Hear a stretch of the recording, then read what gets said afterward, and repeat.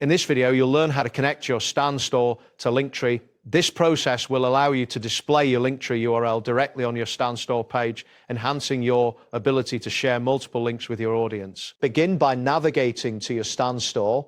Once you're on the main page, locate the section labeled My Store. This is typically found in the menu on the left side of the screen. Clicking on this will take you to your store settings where you can manage your profile and links. Next, look for your profile photo or logo displayed in the store preview section. This area showcases how your store appears to visitors. Once you find your profile photo or logo, hover your cursor over it to reveal additional options. After that, click on the pencil icon, which represents the edit function. This icon should appear right next to your profile photo or logo. Selecting this will open the edit interface where you can make changes to your bio and links. In the editing interface, hover over the section labeled Bio or Link. This area is where you will input your Linktree URL. Ensure that you have your Linktree URL copied to your clipboard.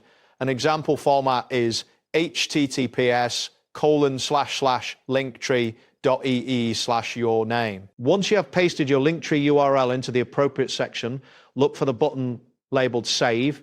Clicking this button will save your changes.